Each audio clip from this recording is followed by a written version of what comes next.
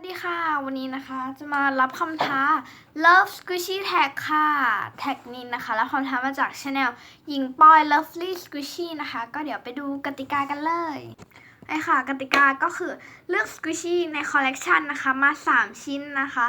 ก็ขอเลือกเป็นชิ้นแรกนะคะจะเป็นเค้กของ Cafe DN นะ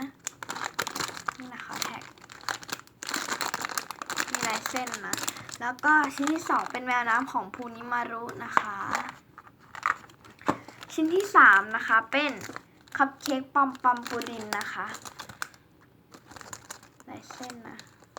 โอ้ยค่ะเดี๋ยวเราจะมาดูว่ามีอะไรกันบ้างนะคะมีทั้งหมด5ข้อนะคะข้อแรกน่ารักที่สุดนะคะก็จะเลือกเป็นเฮ้ยมันน่ารักทุกอันอะเฮ้ยมันน่ารักทุกอันถ้าความน่ารักนะคะขอเลือกเป็นตัวนี้แล้วกันนะคัพเค้กปอมปอมปูรินนะคะ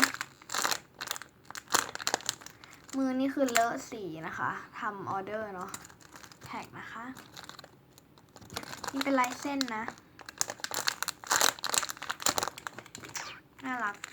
ข้อที่2นะคะถูกที่สุดก็จะเป็นชิ้นนี้ปอมปอมปูรินได้ไปแล้ว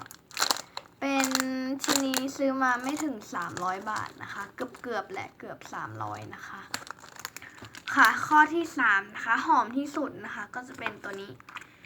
นะของภูนิมารุนะคะคนที่สะสมสควิชชี่ก็คงจะรู้นะคะเพราะว่า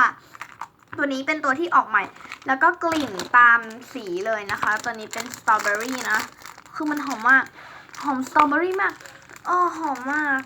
ดมได้ทั้งวันเลยนะคะนี่ข้อที่4นะคะใหญ่ที่สุดชิ้นไหนใหญ่ที่สุดเดี๋ยวต้องแกะออกมาเก็บก่อนใหญ่ที่สุดเหรอไม่รู้อะมันเล็กหมดเลยอะงั้นขอเลือกเป็นชิ้นนี้ละกันเป็นแม่น้ำของภูนิมารุอีกแล้วนะคะ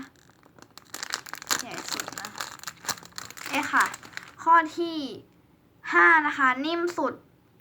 ก็จะเป็นตัวนี้ละกันนะคะเค้กคาเฟ่ดีเอ็นนะโอ้ยนี่นะคะแท็กนะ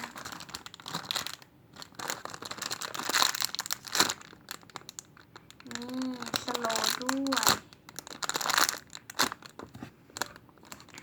ยค่ะแล้วก็ตำหนิเยอะสุดคือทุกชิ้นไม่มีตำหนินะคะแต่ถ้าตำหนิเยอะสุดคือมันไม่มีตำหนิจริงๆนะเฮ้ยเอาชิ้นไหนดีงั้นขอเลือกเป็นเค้กคาเฟ่ดีเอ็นละกันนะคะเพราะว่าแพ็กเกจยับเนาะนะคะ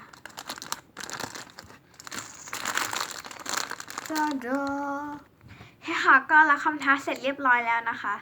ใครชอบนะคะอย่าลืมกดไลค์กด subscribe ให้ด้วยนะคะทีนี้มาถึงช่วงท้าต่อกันแล้วนะคะแล้วขอท้าต่อทุกคนที่อยากทำเลยนะคะเพราะปกติจะท้าต่อช่องหญิงปอยใช่ไหมแต่ว่าคือรับคำท้ามานะคะก็ขอท้าทุกคนที่อยากทำเลยนะคะใครทำแล้วนะคะอย่าลืมมาคอมเมนต์ใต้คลิปนี้ด้วยนะคะว่าทำแล้วเดี๋ยวจะไปกดไลค์ให้นะคะเฮ้ยค่ะสำหรับวันนี้สวัสดีค่ะบ๊ายบาย